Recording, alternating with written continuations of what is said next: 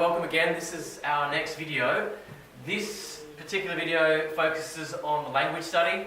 Alright, and this is a major project for this year, so some of you are only just getting onto it, but that's okay. Here are some of my tips. Don't forget, if you want to know a little bit more about your complex sentence structures and writing fluently, go to the essay writing video that was done on poetry analysis, because a lot of it is the same. Okay, so let's have a look at a couple of the tips that you need to follow for the language study. You need to be constantly going on about concrete to abstract. This idea of concrete to abstract is looking at how people use language in very concrete ways. For example, if we're talking about video games, the game is terrible. It's a pretty basic comment to say. Whereas if you're going to talk about something more abstract, like the company's latest version uses all the latest 3D technology that's a little bit more abstract, a little bit more a bit big picture stuff. Okay, so have a look at the concrete to abstract idea. Some other ways to talk about the same thing: everyday to specialised, or more spoken like to more written like. The difference is concrete to abstract is talking about the subject, the content of what you're talking about, which we call field. The everyday to specialised is, again, the more spoken like to more written like is the mode. Is it like text message? Is it like a phone call? Is it face-to-face chat? Or is it more like an essay? And what you'll notice on the internet, even though it's written up, a lot of it sounds like it's verbal. Okay? The big picture stuff, always don't forget, when you are going through in your essay or your language study, please make sure you start with some large concepts. Think about what it is, the big picture that you're talking about first, right, rather than getting straight into the details. Okay? And then you've got complex sentence structures as usual. And there's one more thing I want to show you. You need to be able to understand the difference between the kinds of things you're analysing. Just remember, like any good investigation, you need to have some sort of contention, some sort of thing that needs to be proved. So but when it comes to the language study, the specific analysis has to be based on the communication of language, which is why you've got your language samples, and you're looking at that. But the things you've got to look at, things like your specific words. What kind of words are being used by the speaker, or if it's an interview by a particular person who's writing something for a magazine, a professional magazine, what kind of words do they use? Do they use the simple words that every person on YouTube uses, or do they use a little bit more sophisticated vocabulary? That's the kind of stuff you've got to analyse as well. Phrases, is it as simple as saying, this computer game is the worst I've ever seen? It's a bit simple, but what kind of phrases do they use, and are they more complex? Also look at how sentences are formed. A couple of ways to look at words. You need to look at nouns, okay, so the simple to complex nouns and noun groups. Don't forget, a noun is usually just a single word, but a noun group is a longer, bigger picture, but it fits into the category of a nominal group, like it's the subject matter. Okay. Lastly, we're going to look at verbs. What sort of verbs are used? Can I just quickly remind you, there are acting words. These are a little bit more like your concrete stuff, like hitting a table or even releasing a computer game is actually pretty physical. It's an act. Okay, sensing, so things like feel, want, influenced by, these sort of things. Then you've got the saying words, so anything is reporting someone else saying something or writing something. So, the Daily Mail reported on the sudden rise of violence stemming from computer game use. Bad article. They should never be writing articles that are blaming computer games for, mainstream violence. But anyway, reporting things. Do you know what I mean? And lastly, relating, this is a really important one. You've got to know that the word is, or are, and words similar to this are used very heavily in your abstract, complex sentences. Then I'll give you an example on here. So let's go straight into it. Let's have a look at our example. Alright, so you've got an introduction. This is such a large piece of writing, such a large investigation. The language study really requires 2 introductory paragraphs. The first one is your overall introduction. Let's read it. Language, now this is a sample, a student sample, so it's closer to the B level, and I'll give you a couple of tips as to how they could have done it better and possibly got an A.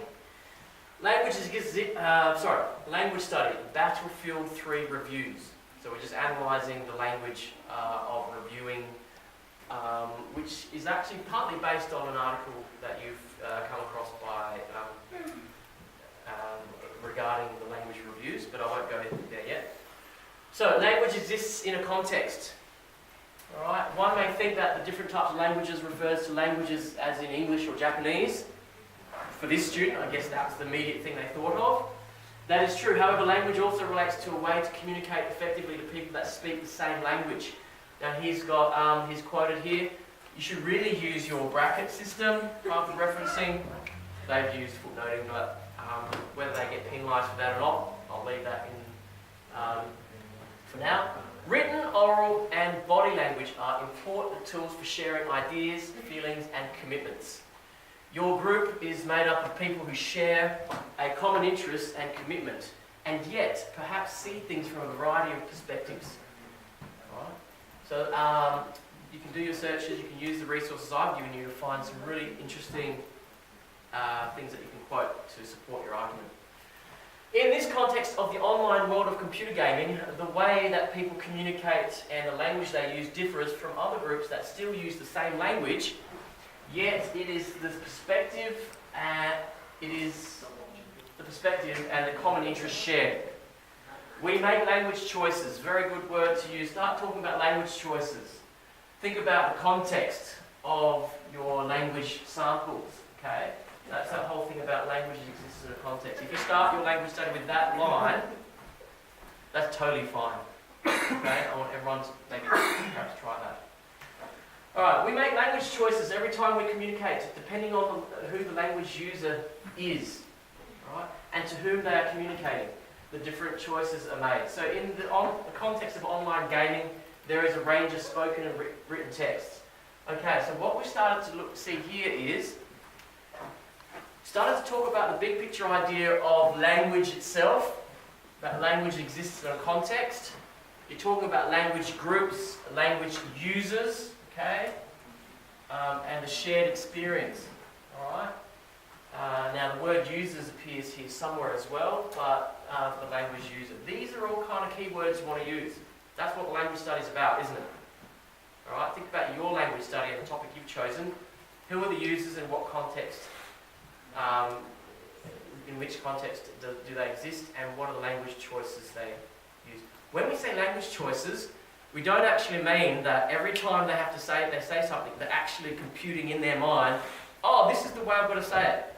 It's actually just a natural pattern of behaviour that already exists, and the language choices pretty much follow those existing patterns and habits. Alright. So what I was going to say here is you started to talk about this whole language study in terms of the concrete to abstract, the more spoken-like to written-like, so please make sure you cover that. Have they used some complex sentence structures? Okay, so maybe some ION words or MENT words, commitments, that's actually a quoted one, so well done there, and so on. Let's just finish this introduction so we can see what the next paragraph should look like. Here we go. Now we get into the specifics. Okay, so don't forget, big picture, general to specific. We're now getting to the specifics here. We don't even know what the game is, except for the title, until we get to the bottom part of the introduction. That's good practice. General, big picture, down to specific. Got that? So here we go. Okay. For example, when looking at reviews for Battlefield 3, there will be concrete and trusted information with very formal written communication from a professional game reviewer addressing to the wider gaming community. That's at one side of the scale. Then he continues on. A gamer comment could use much spoken-like language, very colloquial use, of language. They can be very opinionated, targeting only other players and not the wider community. Okay, let's move on. Okay, so every language study has to have a focus question. Alright, that's specific to the English Pathways language study. And the focus question here is, in the context of Battlefield 3, does the language of the online gamer comment differ to that of the professional reviewer? So, great. You've got the context included in that focus question, and you've also got a group of users, but it's a spectrum. It's a range of people. So on one side, okay, you've got user 1, which is like your online gamer. You would think that the language of the online gamer would be a little bit more simple, a bit more emotional, a bit more concrete, but the professional reviewer would be more complex, and that's kind of the theory that's supporting this particular study. So, the context statement, and I will go into this just to go into more detail about the actual context. We've mentioned Battlefield 3, but now we want to go into more detail. What do we mean by online gaming? What do we mean by reviews? So let's read this. The context of this language study is in the world of online reviews and how these reviews are presented. This study focuses on Battlefield 3 and how some reviews are from the game players themselves that are commenting to other players, or the professional game reviewers that are targeting a wider audience, not just the game players. I'll make a note right now that a lot of this, the framework for this study and this topic about reviewers comes from Beverly Derriewanka, who has written a couple of really good articles on the language of appraisal. Alright? So if we continue, the target audience changes depending on who exactly the reviewers are appealing to. Okay, they could be fellow gamers, or it could be to an audience who buys the magazine and reads the articles in a more professional context. For example, the professional reviewers are looked upon highly in the gaming culture because they are very detailed in expressing their opinion. On the other hand, the language technique is used by the gamers themselves can be very unprofessional in the way that they express their feelings and thoughts about the game. Now, no doubt some gamers will have a lot of specific technical information about the 3D engine being used and so on, but generally speaking, gamer comments will be at that lower end. Some focus questions include, what kind of language techniques do members of this community use? Why is it that they use the various techniques? How does this change between who is reviewing the game? Okay, so in this case, we have a couple of extra focus questions which might guide your study. The final section of this video looks at specific language analysis. So let's have a look at some language samples and how you could analyse them. So now, this is the first time we look at particular language samples, so I guess a little introduction would be helpful. Samples from various online sources will be analysed.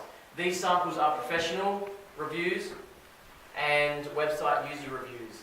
The information from professional reviewers will generally be expressed in very detailed and concrete language. So the information from professional reviewers will generally be expressed in very detailed and concrete language, whilst the user reviews could be very personal, opinionated or abstract. The audience that the professional reviewers are appealing to are the wider community surrounding these games and topics, whereas the user reviews are generally more specific towards the actual gaming community of Battlefield 3. Let's have a look at this sample here. This comes from, now what this person's done, this student grouped the different reviews depending on topic. One of them is graphics, landscape and visuals. Okay, keep going. So this one's, this first section looks at reviews to do with graphics, landscapes and visuals, okay, from the gaming point of view. Okay, let's read. Sample 1A, the GameSpot review. So this is a fairly professional review. Step into the role of elite US Marines in Battlefield 3. You will experience single-player missions, okay, as well as competitive multiplayer action. Let's stop there.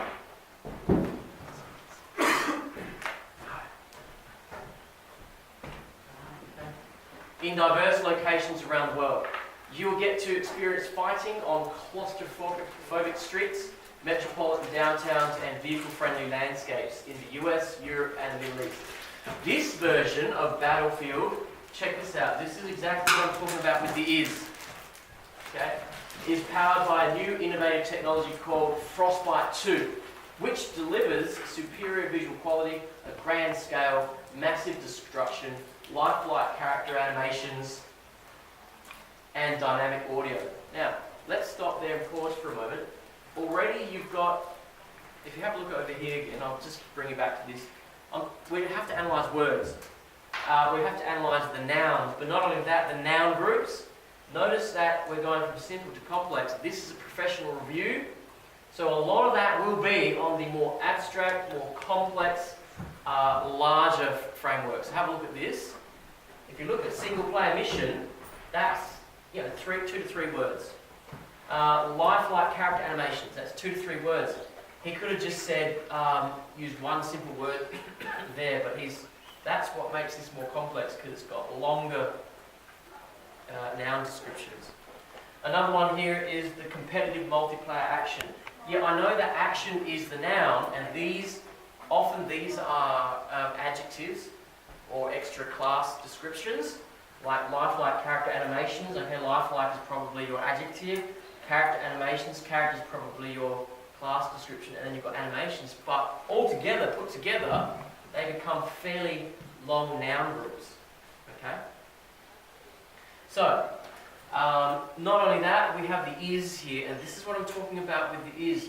There are concrete verbs, like punch, strike, even, I suppose, dream, perhaps. Then you've got your sensing things, like, wanting to do something, or, feeling upset. But in this case, and then you've got your saying ones, but in this case you've got something called a relating verb. Now have a look at how big each section of this sentence is on either side of the is, the word is. It's a little, it looks like this tiny little word, but it is used a lot in complex sentences. Guess how long this particular one goes for? So he's still going. Dynamic audio, there we go. That's a whole, all of that is one side of the is. That's the verb of this sentence, by the way. And on the other side, you've got this. Let's see how far it goes. High school teachers, please check your emails. Okay. This version of Battlefield. So there's your fairly long noun group again. There's your relating verb. Could you please, if you see these in your complex sentences that you analyse, make sure you realise what's happening. Okay. Let's just continue and we'll wrap it up in a minute. Watch as bullets fly by, walls crumble, and explosions throw you to the ground. In addition, Battlefield 3 offers unparalleled vehicular war. Experience all sorts of vehicle types for land, air, and sea. Battlefield 3 will be available, that's a bit like your is, will be available on, actually no, sorry, that's the future, that's available, no, ignore that. Will be available on the Xbox 360, the PlayStation 3, and PC. Alright? Just a quick one. Any reviewer, any good reviewer, knows how to still relate to their audience. So they'll still use you, or the step, you're talking to you about what you can expect to find. Step into the role of, watch as bullets fly. Alright? Yep. There are a couple of samples. So this particular student listed his samples first and then analysed them next. That's one way to do it. Otherwise, you could do your analysis straight after each sample, language sample. So let's read a couple more. An outstanding teamwork-based battlefield simulation, complete with tanks, jeeps, jets, and helicopters. Single-player campaign is great, with stunning visuals and intense action in the air, land, and tank. A definite buy in my books. What about this one? Metacritic. These are mostly professional reviews, so let's have a look at some of the other types. We might look at this one here. This is a user review, so someone like a gamer who's just put their comment up. This is my first Battlefield, and I'm quite impressed with the multiplayer. I love leveling up, love the graphics. I stay alive a lot longer than in reach. Very addicting and fun. The single player campaign is too much in Rails for my likes. So this guy's got some pretty good language happening. A couple of those longer noun groups. My first Battlefield, I'm impressed with the multiplayer. Okay, but it's quite simple. You know, very addicting and fun. A lot more emotional type language. I love leveling up. I love leveling up. I love the graphics. I stay alive a lot longer. So it's much more about the person's experience. Okay, so you can analyse that sort of thing. Lastly, how do you start to analyse your features? Okay, and let's see how this is done here. Alright, so question. Where do the above language samples fit into the register continuum? This is the continuum we've all had a look at. You've got a copy somewhere and it spreads itself out from concrete to abstract, spoken like to written like. Okay, hold on. Sample 1A. Sample 1A has a sophisticated written like language. It uses fairly long, complex sentence structure.